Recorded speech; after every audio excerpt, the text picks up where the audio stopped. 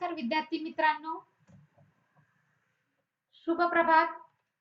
आज आपण प्रकरण क्रमांक 3 समाजशास्त्रातील ज्या मूलभूत संकल्पना आहे यांचा अभ्यास करणार आहोत.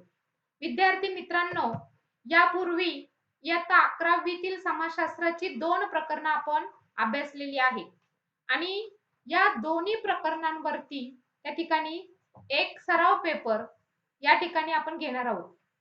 समाजशास्त्राची ओळख हे पहिलं प्रकरण, त्या संबंधीचे व्हिडिओ आणि दुसरं प्रकरण भारतातील किंवा पाश्चिमात्य आणि भारतीय समाजशास्त्रज्ञांचं योगदान हे दुसरं प्रकरण सुद्धा आणि त्यांचे व्हिडिओ सुद्धा आपण काय केलेले आहेत, अभ्यासलेले आहेत. आजच्या या व्हिडिओमध्ये आपण प्रकरण क्रमांक 3 ला सुरुवात करणार आहोत. अतिशय सोपं प्रकरण विद्यार्थी मित्रांनो. तुमच्या आजूबाजूला या गोष्टी घडत असतात, तुम्हाला दिसत असतात, परंतु त्याचा अंदाज तुम्हाला नाही. परंतु आता समाजशास्त्र शिकल्यानंतर निश्चितपणे तुम्हाला या संकल्पना या ठिकाणी काय होणार आहेत, समजणार आहेत.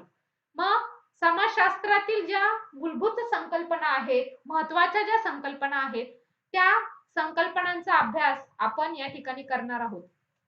कोणकोणत्या संकल्पना आपल्याला अभ्यासायच्या आहेत, या अगोदर याचा थोडक्यात आढावा आपण घेणार आहोत.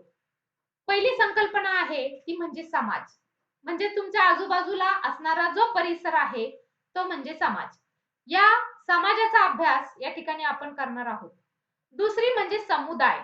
पहा, तुम्हाला विशिष्ट किंवा तुमच्या तोंडामध्ये बऱ्याचदा समुदाय हा शब्द प्रयोग येतो. हा समुदाय या ठिकाणी पाहिला, उदाहरणार्थ मेंढ्यांचा समुदाय, मुलांचा समुदाय किंवा सगळ्यात महत्वाचं म्हणजे त्या ठिकाणी वारकऱ्यांचा समुदाय, की तुम्ही पाहता की आपल्याला महाराष्ट्राला ही जी परंपरा मिळालेली आहे की आता खूपच कार्तिकी एकादशी आली की वारकऱ्यांचे समुदाय आळंदीच्या दिशेने यायला सुरुवात होते. मग ही समुदाय म्हणजे काय हे सुद्धा आपल्याला समाजशास्त्रामध्ये पाहायचं आहे. त्याचबरोबर सामाजिक समूह. तुमच्या आजूबाजूला काही समाजामध्ये कार्य करणारे समुदाय आहेत, त्यालाच काय म्हटलेलं आहे, सामाजिक समूह असं म्हटलेलं आहे. याच्यामध्ये सामाजिक दर्जा, सामाजिक भूमिका आणि सामाजिक नियमने अशाही घटकाचा आपल्याला काय करायचा आहे, अभ्यास करायचा आहे. विद्यार्थी मित्रांनो, शब्द जरा अवघड वाटतात, परंतु प्रत्यक्ष जेव्हा मी तुम्हाला शिकवायला सुरुवात करेल तेव्हा निश्चितपणे तुम्हाला असं जाणवेल किंवा तुमच्या डोळ्यापुढे काही विशिष्ट त्या ठिकाणी वर्गाचे, विशिष्ट जातीचे समुदाय निश्चितपणे काय होणार आहेत, उभे राहणार आहेत. आणि तेव्हा तुम्हाला लक्षात येईल की समाजशास्त्रामध्ये या संकल्पनेला काय म्हणतात. समाजातील प्रत्येक सामाजिक घटनेचा अभ्यास हा समाजशास्त्रामध्ये केला जातो. मी यापूर्वीही सांगितलंय की समाजशास्त्र काय करते, तर समाजात घडणाऱ्या ज्या घटना आहेत त्या घटनांचा काय करत असते, उहापोह म्हणजेच काय अभ्यास करत असते.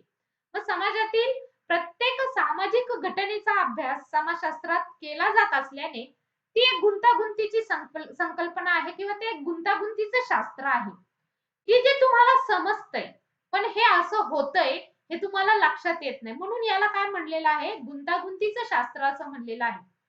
समाजशास्त्रीय संकल्पना अमूर्त स्वरूपाच्या आहेत. मूर्त का नाही? मूर्त अशा काही घटना असतात की ज्या मूर्त असतात, डोळ्यांनी तुम्हाला पाहता येतात, हाताने त्यांना स्पर्श करता येतो, तुम्हाला त्या जाणवतात. परंतु समाजशास्त्रामध्ये अशा काही संकल्पना आहेत की ज्या अमूर्त आहेत, त्या तुम्हाला जाणवतात पण दिसत नाही. समाज तुम्हाला त्या ठिकाणी आजूबाजूला दिसतोय किंवा समाजाला त्या ठिकाणी तुम्ही म्हणू शकता की हा समाज आहे, परंतु या ठिकाणी ही एक अमूर्त संकल्पना आहे. म्हणजे समाजशास्त्रीय संकल्पना अमूर्त असल्याने त्या समजण्यास काय असतात, अवघड असतात. उदाहरणार्थ समाज समजण्यास अवघड आहे, समुदाय समजण्यास अवघड आहे, कुटुंब समजण्यास अवघड आहे, एकमेकांमध्ये होणारी आंतरक्रिया समजण्यास अवघड आहे, संघर्ष समजण्यास अवघड आहे, संस्कृती समजण्यास अवघड आहे, वर्ग घ्या, अलगता घ्या, भेदभाव घ्या, संरचना घ्या, कार्य घ्या इत्यादी या सगळ्या गोष्टी तसं पाहिलं तर काय समजण्यास काय आहे, अवघड आहे. मग या सगळ्याच गोष्टींचा अभ्यास आपल्याला या तिसऱ्या प्रकरणामध्ये किंवा या तिसऱ्या पाठामध्ये करायचा आहे. आणि या पाठाचं शीर्षक काय आहे? समाजशास्त्रातील मूलभूत संकल्पना. चला तर विद्यार्थी मित्रांनो, आज या तिसऱ्या प्रकरणामधील आपण पहिली जी मूलभूत संकल्पना आहे ती म्हणजे समाज या संकल्पनेचा काय करणार आहोत? अभ्यास करणार आहोत. आता ऑरिस्टॉटल ऑरिस्टॉटलच्या मते समाजशास्त्रज्ञ आहे. हा काय म्हणतो समाजाबाबतीत? समाज म्हणजे काय? हे त्याला सांगायचंय. तर मनुष्य हा एक सामाजिक प्राणी आहे. तुम्ही पाहता, की तुम्हाला एकट्याला जर कुठे जंगलात नेऊन सोडलं, तर त्या ठिकाणी तुम्हाला करमत नाही किंवा तुमच्या कुटुंबापासून तुम्हाला कुठेतरी एकट्याला शाळेसाठी ठेवलं, तर तुम्हाला करमणार नाही. याचं कारण का? तुमच्या कुटुंबाची, तुमच्या आजूबाजूच्या समाजाची, आजूबाजूच्या परिसराची तुम्हाला काय झालेली असते? सवय झालेली असते.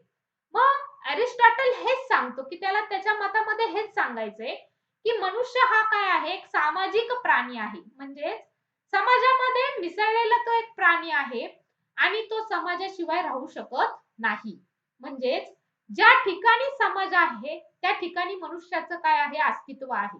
ज्या ठिकाणी समाज नाही, त्या ठिकाणी मनुष्य राहायला जाणार नाही. उदाहरणार्थ चंद्र. चंद्रावरती मनुष्य राहायला जातोय का? नाही. कारण त्या ठिकाणी मनुष्याचं अस्तित्व नाही. मनुष्य तिथे राहत नाही. मग मनुष्य कुठे राहतोय? पृथ्वीवर राहतोय. आणि म्हणून पृथ्वीवरती तुम्हाला मनुष्याचं अस्तित्व या ठिकाणी दिसतंय आणि म्हणून या ठिकाणी पृथ्वीमध्ये असणारा जो परिसर आहे, जिथे मनुष्य राहतो, तो म्हणजेच काय झाला? समाज झाला. म्हणजेच मनुष्य समाजाशिवाय राहू शकत नाही. मानवाच्या मूलभूत आणि अगदी आवश्यक अशा काही गरजा आहेत, त्या गरजा तो समाजात राहूनच काय करत असतो? पूर्ण करत असतो. ज्या केवळ संघटनांच्या ठराविक साच्यामध्ये किंवा चौकटीत राहूनच त्या ठिकाणी तो काय करत असतो? भागवत असतो.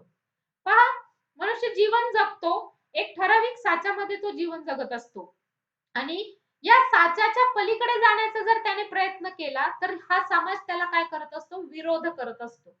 म्हणजे त्या ठिकाणी समाज तुम्हाला जगूनही देतोय आणि सगळ्यात तुम्ही समाजाच्या विरुद्ध जर वर्तन केलं, तर समाज त्याला त्या ठिकाणी काय करतोय? तर बांध घालण्याचा प्रयत्न सुद्धा करतोय. म्हणजे समाज हे काय आहे? तर ज्या केवळ संघटनांच्या ठराविक साच्यामध्ये किंवा चौकटीमध्ये राहूनच त्या ठिकाणी समाजामध्ये या समाजाच्या चौकटीमध्ये राहूनच तुम्ही काय करू शकता? जीवन जगू शकता.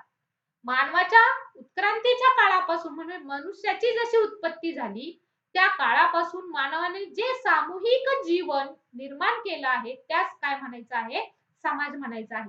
मनुष्य जन्माला आला, तो प्राण्यांमध्ये सुद्धा राहू शकत होता. राहतो मनुष्य प्राण्यांमध्ये पण राहू शकतो. पण त्याला या ठिकाणी कोणीतरी आपल्या बरोबर सहवास करणारा असावा आणि तो कोण असावा? तर आपल्यासारखाच असावा. आपली भाषा त्याला समजावी. त्या ठिकाणी आपलं मन त्याला समजावं, आपल्या भावना त्याला समजाव्या, हे मनुष्याला वाटतं आणि म्हणून मनुष्याला असं वाटतं, की माझ्या आजूबाजूचा जो समाज आहे, तो मला समजून घेणारा असावा. मग मानवाच्या उत्क्रांतीपासून म्हणजे उत्क्रांतीच्या काळापासून मानवाने जे काही सामूहिक जीवन निर्माण केलेलं आहे, त्यालाच काय म्हणायचं आहे? समाज असं म्हणायचं आहे. समाजामध्ये परस्पर वर्तन आणि नाती ही ठराविक पद्धतीने असलेली आपल्याला दिसून येते. बरोबर आहे का? निश्चितपणे समाजामध्ये परस्पर वर्तन कशा पद्धतीचं आहे? परस्पर नाती कशा पद्धतीची आहे?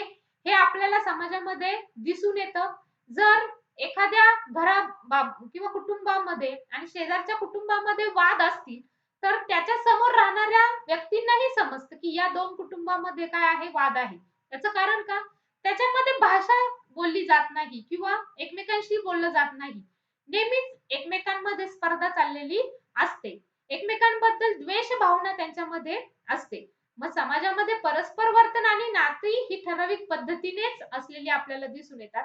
जेव्हा व्यक्ती-व्यक्तीमध्ये सामाजिक संबंध निर्माण होतात, त्याला समाज असं म्हणायचं.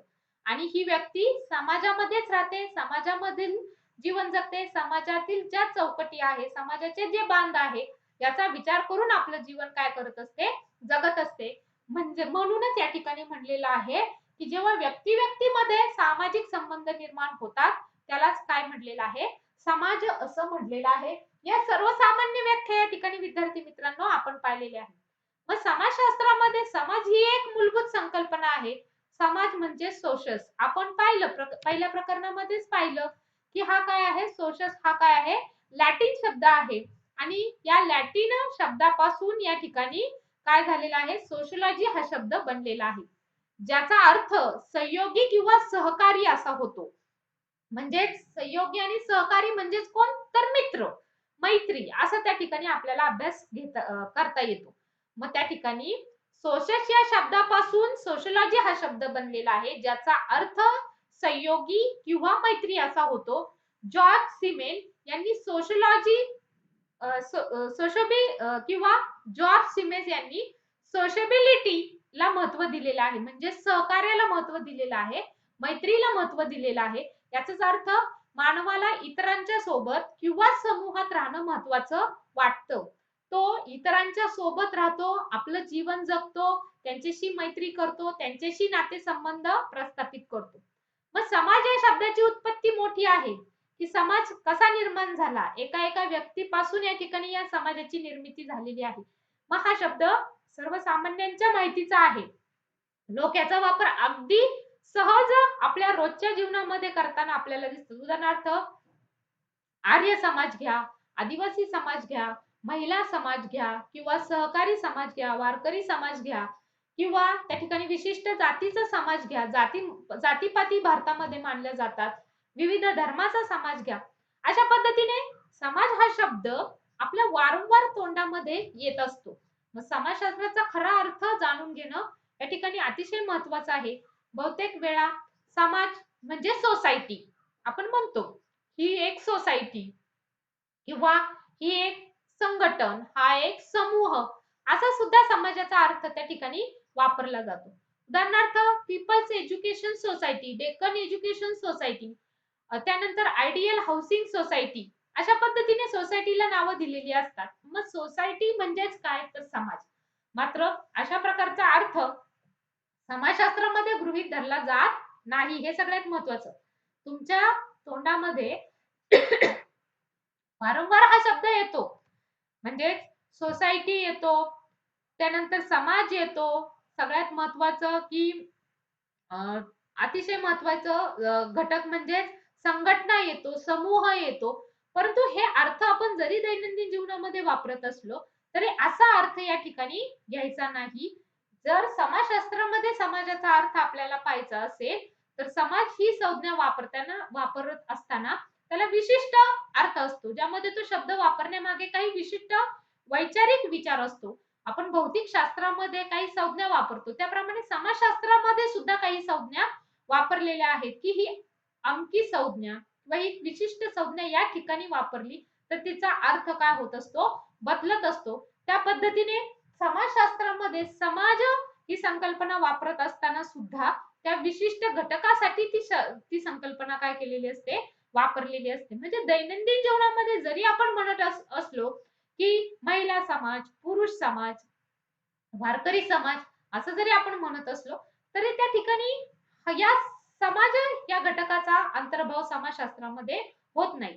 याचं कारण का तर त्या ठिकाणी त्याला भौगोलिक तथ्य असलं पाहिजे किंवा त्याला सगळ्यात महत्वाचं भौतिक शास्त्रानुसार त्या ठिकाणी संज्ञा त्या ठिकाणी वापरली गेली पाहिजे. मग आता या समाजशास्त्राच्या व्याख्या काय आहेत विद्यार्थी मित्रांनो अतिशय महत्वाच्या. या व्याख्या पाहत असताना जवळ-जवळ आपल्याला 3 समाजशास्त्रज्ञांच्या व्याख्या पाहायच्या आहेत. त्यातली पहिली व्याख्या विद्यार्थी मित्रांनो आपण पाहतोय मॅक आयव्हर आणि पेज यांची. पहिली व्याख्या कोणाची आहे? मॅक आयव्हर पेज यांची व्याख्या आपण पाहणार आहोत. मॅक आयव्हर पेज यांच्या व्याख्येत काय म्हणलेलं आहे? समाज म्हणजे काय? तर समाज हा समूह आणि विभागातील क्रिया-प्रतिक्रियांच्या अधिकारांची आणि सहकार्याची अशी व्यवस्था असते. पहा समाज म्हणजे काय मॅक आयव्हर आणि पेज यांची पहिली व्याख्या आपण पाहतोय आणि त्यांच्या व्याख्येमध्ये ते काय म्हणतात की समाज हा कसा आहे तर अनेक समूह आहेत अनेक विभाग आहे आणि या विभागांमध्ये क्रिया आणि प्रतिक्रिया या अधिकारांची आणि सहकार्याची अशी व्यवस्था असते.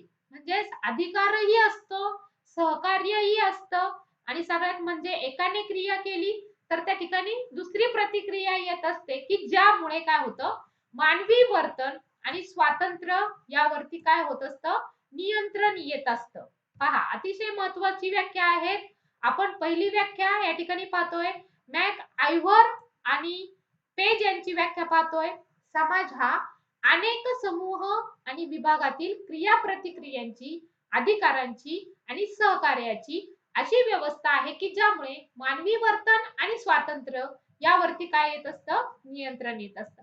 आता अतिशय महत्वाचं विद्यार्थी मित्रांनो, हे उदाहरण मी कायम देते की समाजामध्ये अनेक समूह आहे, अनेक विभाग आहे आणि क्रिया प्रतिक्रिया आहे. उदाहरणार्थ, एकाने क्रिया केली तर त्याला प्रतिक्रिया येते. मी क्रिया केली, मी जर एखाद्या व्यक्तीच्या कानाखाली मारली, ही झाली माझी क्रिया. तर समोरून काहीतरी प्रतिक्रिया येणार, म्हणजेच एकतर तो मला कानाखाली मारेल किंवा तोंडातून अपशब्द काढून काहीतरी बोलण्याचा त्या ठिकाणी प्रयत्न करेल. म्हणजेच क्रिया केली की त्याला काय येत असते? प्रतिक्रिया येत असते. एखाद्याशी जर तुम्ही हसून बोललात तर निश्चितपणे ती समोरची व्यक्ती सुद्धा काय करणार आहे? हसून बोलणार आहे किंवा तुमच्यावर राग असेल तर रागावून बोलेल. म्हणजेच ही झाली त्याची प्रतिक्रिया. मग समाज हा अनेक समूह आणि विभागातील क्रिया आणि प्रतिक्रियांची, अधिकारांची आणि सहकार्याची, आपण जीवनामध्ये काही व्यक्तींबरोबर अधिकाराने वागत असतो, काही व्यक्तींबरोबर सहकार्याने वागत असतो. अधिकाराने कुठे वागतो? की जिथे आपल्याला दुसऱ्याची गरज नाही असं आपल्याला वाटतं, तेव्हा आपण त्यांच्याबरोबर अधिकाराने वागतो. का? माझा अधिकार आहे या ठिकाणी. उदाहरणार्थ, घरातली भावंड तुमच्यापेक्षा लहान असतील आणि तुम्ही मोठे असाल तर तुम्ही त्यांच्यावरती काय करत असतात? अधिकार गाजवत असतात. त्यानंतर सहकार्य. जर त्या व्यक्तीपासून आपल्याला काहीतरी मिळणार आहे असं जर वाटत असेल तर सहकार्याची भावना आपली त्यांच्या बाबत असते. म्हणजे अधिकाराची आणि सहकार्याची अशी व्यवस्था असते की ज्यामुळे मानवी वर्तन आणि स्वातंत्र्य यावर काय येत असतं? नियंत्रण येत असतं. म्हणजेच विद्यार्थी मित्रांनो, समाज हा अनेक समूह आणि विभागातील क्रिया आणि प्रतिक्रिया, अधिकाराची आणि सहकार्याची अशी व्यवस्था असते की ज्यामुळे मानवी वर्तन आणि स्वातंत्र्य यावरती काय येत असतं? नियंत्रण त्या ठिकाणी काय होत असतं? येत असतं. आता दुसरी व्याख्या विद्यार्थी मित्रांनो आपण पाहणार आहोत. Oxford dictionary. या ऑक्सफर्ड डिक्शनरीची व्याख्या त्या ठिकाणी समाजाची आपण पाहतोय. कमी जास्त प्रमाणामध्ये समूहामध्ये राहणाऱ्या एकत्रित लोकांचा समूह म्हणजेच काय? समाज. म्हणजेच कमी जास्त प्रमाणामध्ये पहा, तुम्ही जर खेडेगावामध्ये राहत असाल तर धनगर समाजातील जे लोक आहेत पहा, ते कमी प्रमाणात तुम्हाला दिसतात आणि एखाद्या गावामध्ये जर तुम्ही गेलात तर त्या ठिकाणी जास्त प्रमाणात हा समूह दिसतो. मग ऑक्सफर्ड डिक्शनरी मध्ये जी व्याख्या केलेली आहे त्याच्यामध्ये प्रमाण दाखवलं की कमी किंवा जास्त प्रमाणामध्ये समूहामध्ये राहणाऱ्या एकत्रित लोकांचा समूह म्हणजेच काय? समाज. अतिशय सोपी व्याख्या. ऑक्सफर्ड डिक्शनरी मध्ये कमी प्रमाण, कमी व जास्त प्रमाणामध्ये समूहामध्ये राहणाऱ्या एकत्रित लोकांचा समूह म्हणजेच काय? समाज. तिसरी व्याख्या मॉरिस गिन्सबर्ग यांची व्याख्या तिसरी आपण या ठिकाणी पाहतोय. विशिष्ट संबंध आणि वर्तनाचे प्रकार यांचे एकत्रित बांधल्या गेलेल्या व्यक्तींचा समूह म्हणजे समाज. विशिष्ट संबंध आणि वर्तनाचा प्रकार यांनी एकत्रित बांधल्या गेलेल्या व्यक्तींचा समूह म्हणजेच काय? समाज. त्यामुळे विशिष्ट संबंध घ्या. मॉरिस ग्रिन्सबर्ग यांची व्याख्या आपण या ठिकाणी पाहतोय. विशिष्ट संबंध आणि वर्तनाचे प्रकार यांनी एकत्रित बांधल्या गेलेल्या व्यक्तीचा समूह म्हणजे विशिष्ट संबंध. आता नवरा बायकोचा त्या ठिकाणी लग्न झाल्यानंतर काय येतो? तर एकमेकांशी नातं जोडलं जातं आणि मग त्यांचं वर्तन सुद्धा त्या ठिकाणी पती आणि पत्नी प्रमाणे होते. म्हणजे ते काय होतात? एकत्रित बांधले जातात आणि ते एकत्रित बांधल्या गेल्यामुळे नवरा आणि बायकोचा त्या ठिकाणी काय होतं? समूह तयार होतो. त्यांना पुढे अपत्य झाली तर त्या ठिकाणी काय होतं? अपत्य हे विशिष्ट नातेसंबंधामुळे त्यांच्याशी बांधले जातात. त्यांना पुढे त्या ठिकाणी अपत्य निर्माण झाली. मग असं करता करता एका पिढीतून दुसऱ्या पिढीत, दुसऱ्या पिढीतून तिसऱ्या पिढीत असं करता करता त्या ठिकाणी त्यांचा काय होतो? समाज तयार होतो, समूह तयार होतो. त्यामुळे अशा तऱ्हेने संबंध ठेवणाऱ्या किंवा दुसरे वर्तन प्रकार आचरणात आणणाऱ्या व्यक्तीपासून त्या समाजातील व्यक्ती काय होतात? वेगळ्या दिसतात. काही समाजातील व्यक्ती अशा असतात पहा, की त्या समाजापासून अलिप्त असलेल्या आपल्याला दिसतात. म्हणजेच त्या ठिकाणी समाजामध्ये मिक्सअप त्या व्यक्ती होत नाही आणि मग त्या अलिप्त असलेल्या आपल्याला दिसतात. तुम्ही पाहता तुमच्या आजूबाजूला सुद्धा अशा काही व्यक्ती असतात, की त्या कधीच समाजामध्ये मिक्सअप होत नाही आणि त्यामुळे ते लोकांशी संबंध सुद्धा ठेवत नाही. म्हणजे त्यांचं वर्तन हे सर्वसामान्य नसतं, दुसरं वर्तन असतं. त्यांचा जो प्रकार आहे, आचरण करण्याचा जो प्रकार आहे, तो इतर व्यक्तींपासून वेगळा असतो आणि त्यामुळे या व्यक्ती समाजापासून आपल्याला वेगळ्या असलेल्या दिसतात. मग मॉरिस गिन्सबर्ग यांच्या व्याख्येमध्ये विशिष्ट संबंध आणि वर्तनाचे प्रकार यांनी एकत्रित बांधल्या गेलेल्या व्यक्तीचा समूह म्हणजेच काय, समाज, या ठिकाणी अशी व्याख्या तयार केलेली आहे. सगळ्यात महत्वाचं, लोकांमधील सामाजिक संबंध हा समाजाचा एक महत्वाचा घटक आहे. समाजशास्त्राला असं वाटतं आणि त्यामुळे समाज म्हणजे सामाजिक संबंधाची व्यवस्था, अशी या ठिकाणी व्याख्या केलेली आहे. अर्थात मानवातील सर्व संबंध हे सामाजिक असतातच असे नाही. मानवामध्ये सहकार्याची भावना असतेच असं नाही. मानवामध्ये त्या ठिकाणी सगळ्यात महत्वाचं सहकार्य असतंच असं नाही. सामाजिक संबंध अस्तित्वात येण्यासाठी काही निश्चित अटी किंवा अटींची पूर्तता होणे अतिशय आवश्यक आहे. मग त्या अटी कोणत्या आहेत ते आपण या ठिकाणी काय करणार आहोत, पाहणार आहोत. सगळ्यात पहिली म्हणजे परस्परांची जाणीव असणं. समाज निर्माण होण्यासाठी ही पहिली अट त्या ठिकाणी असणं गरजेचं आहे. ते म्हणजे कोणती, की परस्परांची जाणीव. एकमेकांची जाणीव असणं गरजेचं आहे. अलिप्तता जर ती व्यक्ती दाखवत असेल तर ती समाजामध्ये आहे असं म्हणता येणार नाही. सामाजिक संबंधांमध्ये सहभागी असलेल्या व्यक्तींना परस्परांच्या अस्तित्वाची जाणीव असावी लागते. उदाहरण मी घेतलं या ठिकाणी कुटुंब. का? कुटुंबामध्ये व्यक्ती राहत असताना या कुटुंबामधील प्रत्येक व्यक्तींना एकमेकांची जाणीव असते. ही माझी आई, हे माझे वडील, हा माझा भाऊ, ही माझी बहीण. या प्रत्येक नात्याचा तो काय करत असतो, आदर करत असतो आणि म्हणून ते कुटुंब तयार होत असते. त्याच पद्धतीने समाजामध्ये व्यक्ती वावरत असताना त्या व्यक्तीला काय करावं लागतं, तर प्रत्येक घटकाची जाणीव ठेवावी लागते आणि त्यानुसार त्याला काय करावं लागतं, वर्तन करावं लागतं. दुसरं म्हणजे परस्परांमध्ये देवाणघेवाण होणं आवश्यक असतं. दुसरी अट पहा काय आहे. पहिली कोणती? परस्परांची जाणीव असली पाहिजे. समाजाचं सामाजिक अस्तित्व जर ठेवायचं असेल तर पहिली अट काय? तर परस्परांची जाणीव असणं आणि दुसरी म्हणजे परस्परांमध्ये देवाणघेवाण होणं आवश्यक आहे. आता ही देवाणघेवाण म्हणजे काय? तर जेव्हा दोन व्यक्ती एकमेकांच्या विरुद्ध दिशेने धावत असतील. पहा, मी या ठिकाणी माझे हे दोन हात आहेत आणि हे हात मी तुम्हाला दाखवते. हे दोन्ही हात विरुद्ध दिशेने धावतात ते. हा इकडनं धावतोय, हा इकडनं धावतोय. अशा पद्धतीने काय होतात ते? धावतात ते.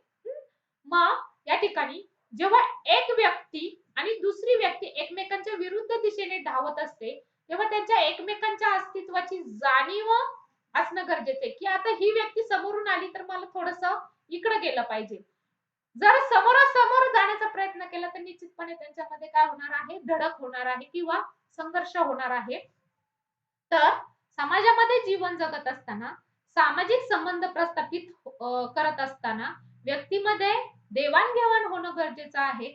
जेव्हा दोन व्यक्ती एकमेकांच्या विरुद्ध दिशेने असतात, धावत असतात, तेव्हा त्यांना एकमेकांच्या अस्तित्वाची जाणीव होणं गरजेचं आहे. त्यामुळे सामाजिक संबंधाची पहिली अट इथे पूर्ण होते. पण जेव्हा एक व्यक्ती दुसऱ्या व्यक्तीला नमस्कार करते, तेव्हा दुसरी व्यक्ती त्याला प्रतिनमस्कार करते. म्हणजे मी जर तुम्हाला त्या ठिकाणी वर्गात येऊन गुड मॉर्निंग म्हणले, तर त्या ठिकाणी तुम्ही सुद्धा मला काय म्हणलं पाहिजे, गुड मॉर्निंग म्हणलं पाहिजे. म्हणजे माझी क्रिया काय आहे, तुम्हाला आल्या क्षणी गुड मॉर्निंग म्हणणं, शुभप्रभात म्हणणं. मग तुम्हीही काहीतरी प्रतिक्रिया मला देणं गरजेचं आहे. म्हणजे एका व्यक्तीने जर नमस्कार घातला, तर दुसऱ्या व्यक्ती त्याला प्रतिनमस्कार करणं गरजेचं आहे. तेव्हा त्यांच्यात काय होणार आहे, आंतरक्रिया होणार आहे. आणि तेव्हा सामाजिक संबंधाची ही दुसरी अट काय होणार आहे, पूर्ण होणार आहे. हे संबंध सहकार्याचे असले पाहिजेत असं नाही, तर ते संबंध संघर्षाचे सुद्धा असतात. जर माझ्या प्रती एखाद्या विद्यार्थ्याला आदर वाटत असेल तर तो आणखी मोठ्याने गुड मॉर्निंग म्हणेल. एखाद्याला जर मी आवडतच नसेल किंवा त्या ठिकाणी माझ्या प्रती आदरच नसेल तर तो त्या ठिकाणी काहीच बोलणार नाही. म्हणजेच तो माझ्याशी काय करतोय, संघर्षाच्या दृष्टीने पाहतोय. मग ज्या बरोबर आपला संघर्ष आहे त्याबरोबर आपले संबंध कसे असतात, तर त्या ठिकाणी संघर्षाचे किंवा द्वेष भावनेचे असलेले आपल्याला दिसतात. म्हणून सामाजिक संबंध प्रस्थापित करायचे असेल तर त्या ठिकाणी परस्परांची जाणीव असणं खूप गरजेचं आहे आणि दुसरं म्हणजे परस्परांमध्ये देवाणघेवाण होणं आवश्यक आहे. ही देवाणघेवाण होत असताना एकमेकांच्या त्या ठिकाणी अस्तित्वाची जाणीव होणं गरजेचं आहे आणि दुसरं म्हणजे आंतरक्रिया होणं गरजेचं आहे. एका व्यक्तीने एक कृती केली, तर दुसऱ्या व्यक्तीने त्या ठिकाणी करणं आहे. उदाहरण मी तुम्हाला सांगितलं, की नमस्कार घातला तर त्याला प्रतिनमस्कार येणं गरजेचं आहे आणि या ठिकाणी अतिशय महत्त्वाचं हे जे संबंध आहे, हे सहकार्याचे असतीलच असे नाही. ते संघर्षाचे सुद्धा असू शकतात. हे अतिशय महत्त्वाचं विधान विद्यार्थी मित्रांनो लक्षात घ्या. त्यानंतर अतिशय महत्त्वाचं आपण पाहतोय ते म्हणजे समाजशास्त्राची वैशिष्ट्ये. काय आहे समाजशास्त्राची वैशिष्ट्ये? तर समाजशास्त्राची वैशिष्ट्ये पाहत असताना जवळ-जवळ 6 वैशिष्ट्यांचा आपल्याला काय करायचं आहे? अभ्यास करायचा आहे. त्यातलं पहिलं वैशिष्ट्य आहे समाजात असलेली साम्य. पहा, व्यक्तीमधील साम्य हा समाजातील आवश्यक घटक आहे. पहा, प्रत्येक व्यक्ती दिसायला समान आहे का? नाही. कोणाची उंची समान आहे का? नाही. कोणाची जाडी समान आहे का? नाही. प्रत्येक व्यक्ती त्या ठिकाणी काय आहे? वेगवेगळी असलेली आपल्याला दिसते. प्रत्येकाचे विचार वेगळे आहेत, राहण्याची पद्धत वेगळी आहे. मग ही साम्य आपल्याला त्या ठिकाणी दिसतात. लोकांच्या गरजा, ध्येय, कल्पना, मूल्य, जीवनाकडे पाहण्याचा दृष्टिकोन यात साम्य आहे. मॅक आयव्हर यांनी समाज म्हणजे त्या ठिकाणी साधर्म्य असे म्हटलेलं आहे. शारीरिक आणि मानसिकदृष्ट्या साधर्म्य असल्याशिवाय समाज निर्माण होणं शक्य नाही. आपण सर्व एक आहोत ही जाणीव या बाबतीत असणाऱ्या समूहातून निर्माण होत असते. उदाहरणार्थ आपण सर्व मानव वंशाचे आहोत किंवा आपण एकाच देशावर मध्ये राहतो, आपण एकाच देवावरती विश्वास ठेवतो, एकाच आचारसंहितेचं पालन करतो, समान भाषा बोलतो, एकाच कुटुंबात राहतो. अन्न, वस्त्र, निवारा या आपल्या मूलभूत गरजा आहेत. हे सगळं प्रथमतः लक्षात ठेवा आणि हे सगळं मानवाच्या दृष्टीने काय असतं? समान असतं. म्हणून समाजात असलेली साम्य ही समान असेल तर त्या ठिकाणी समाज काय होत असतो? तयार होत असतो. म्हणून समाजाचं पहिलं वैशिष्ट्य आपल्याला पाहता येईल समाजात असलेली साम्य. मी प्रथमतः सांगितलं, की व्यक्ती ही विशिष्ट गोष्टींनी त्या ठिकाणी काय असते? वेगवेगळी असते. पण काही गोष्टी अशा असतात, की ज्या त्या ठिकाणी समान झाल्या, की ते लोकं लगेच काय होतात? एकत्र होतात. उदाहरणार्थ गरजा समान असतील. एखाद्या व्यक्तीला दारू पिण्याचं जर व्यसन असेल, तर त्या ठिकाणी दुसरी दारू पिणारी व्यक्ती निश्चितपणे त्याचा मित्र असते. एखाद्याला जुगार खेळण्याचं व्यसन असेल, निश्चित ती व्यक्ती त्या व्यक्तीचा काय होते? मित्र होते. म्हणजे गरजा सेम, ध्येय काय असतं? सेम असतात. त्यांच्या कल्पना सेम असतात, की आजचं भागलं ठीक आहे, उद्याचं उद्या बघू. मूल्य त्यांची समान असतात. जीवनाकडे पाहण्याचा दृष्टिकोन त्यांचाही समान असतो आणि त्यामुळे हे साधर्म्य असल्यामुळे ते लोकं काय होतात? एकत्रित येतात. म्हणून शारीरिक आणि मानसिक दृष्ट्या साधर्म्य असल्याशिवाय समाज निर्माण होणे शक्य नाही. म्हणून समाजात असलेली साम्य ही समाज निर्माण करण्यास काय होत असतात? कारणीभूत ठरत असतात. त्यानंतर सामाजिक भिन्नता. पहा, समाजामध्ये साम्याप्रमाणे समाज हा भिन्नतेवर देखील आधारित आहे. भिन्नता हा सशक्त समाजाचा एक मूलभूत घटक आहे, की जो चांगला समाज आहे, त्या समाजामध्ये तुम्हाला काय दिसणार आहे? भिन्नता दिसणार आहे. मग समाजातील विविध गरजा भागवण्यासाठी विविध प्रकारच्या व्यक्तिमत्त्वांची आवश्यकता असते. उदाहरणार्थ लिंग घ्या, वय घ्या, शारीरिक सामर्थ्य घ्या, बुद्धिमत्ता घ्या, व्यक्तिमत्व घ्या, भौतिक वस्तू घ्या आणि संपत्तीवरील मालकी घ्या. इत्यादीवरील आधारित भेद या ठिकाणी काय होतात ते याच्यामुळे सुद्धा काय निर्माण होत असतो? समाज निर्माण होत असतो. म्हणजे सामाजिक भिन्नता समाजातील विविध गरजा भागवण्यासाठी विविध प्रकारच्या व्यक्तिमत्वांची आवश्यकता असते. उदाहरणार्थ लिंग, वय, शारीरिक सामर्थ्य, बुद्धिमत्ता, व्यक्तिमत्व, भौतिक वस्तू आणि संपत्ती या सगळ्या घटकांमुळे सुद्धा त्या ठिकाणी व्यक्ती काय होत असतात? एकत्र येत असतात आणि त्यातून काय निर्माण होत असतो? समाज निर्माण होत असतो. त्यानंतर तिसरं महत्त्वाचं म्हणजे परस्परावलंबित्व. समाजामध्ये एक व्यक्ती दुसऱ्या व्यक्तीवर स्वतःच्या गरजा भागवण्यासाठी अवलंबून असते. एक समूह, एक राष्ट्र, एक समुदाय हा विकासासाठी इतरांवरती अवलंबून असतो. म्हणजेच कुटुंबामध्ये ज्या पद्धतीने दिसून येतं, त्या पद्धतीने राष्ट्रामध्ये सुद्धा दिसून येत असलेलं आपल्याला दिसतं. मग समाजामध्ये विविध प्रकारच्या सामाजिक संबंध समाजाच्या अस्तित्वासाठी आवश्यक असतात. म्हणजे परस्परावलंबित्व समाजामध्ये असलेलं आपल्याला दिसतं आणि त्यामुळे त्या ठिकाणी समाज निर्माण होत असतो. हे तिसरं वैशिष्ट्य आपल्याला पाहायला मिळतं की परस्परावलंबित्व असल्यामुळे या ठिकाणी समाज निर्माण होतो. एक समूह दुसऱ्या समूहावर अवलंबून असतो. एक राष्ट्र दुसऱ्या राष्ट्रावर अवलंबून असतो. एक समुदाय दुसऱ्या समुदायावरती अवलंबून असतो आणि या अवलंबून असण्यालाच या ठिकाणी काय म्हणलेलं आहे, परस्परावलंबित्व असं म्हणलेलं आहे. त्यानंतर चौथं वैशिष्ट्य आहे सहकार्य. ग्रिसबर्गच्या मते सहकार्य ही सामाजिक जीवनाची प्राथमिक प्रक्रिया आहे.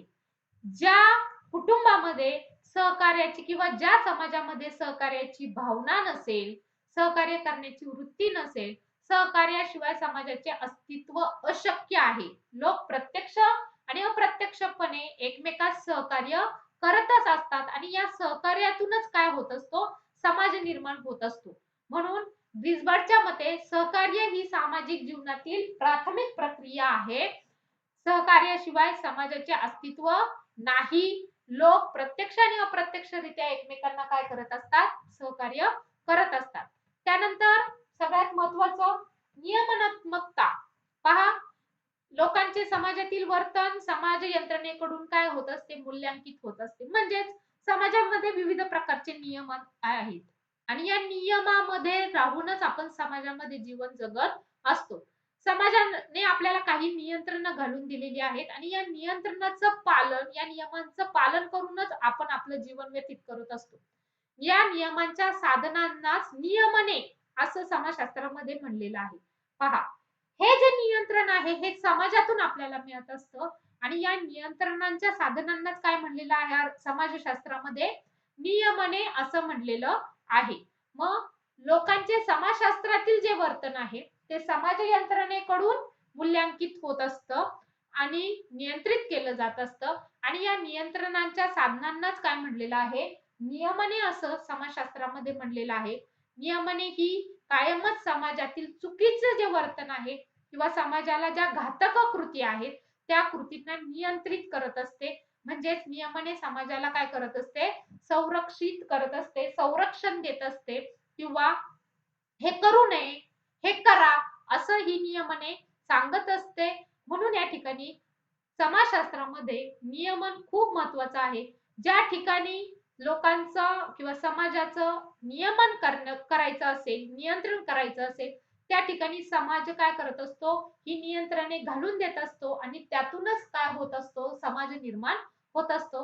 हे पाचवं वैशिष्ट्य आपल्याला समाजाचं दिसून येतं. त्यानंतर गतिशीलता. कोणताही समाज स्थिर नाही. म्हणजेच त्या ठिकाणी 2001 साली जसा समाज होता तसा आता 2020 साली आहे का? नाही. समाज स्थिर नाही. समाजामध्ये काय होत असतात, परिवर्तने आणि सतत समाज हा परिवर्तित होत असतो. जुन्या चालीरीती जातात, नवीन चालीरीती येतात. जुन्या परंपरा जातात, नवीन परंपरा येतात. जुनी मूल्य जातात, नवीन मूल्य येतात. संस्था बदलतात. नवीन चालीरीती, परंपरा, मूल्य, नियमने, संस्था यांची जागा नवीन गोष्टी घेतात आणि ही गतिशीलता तुम्हाला समाजामध्ये कायम होत असलेली दिसून येते.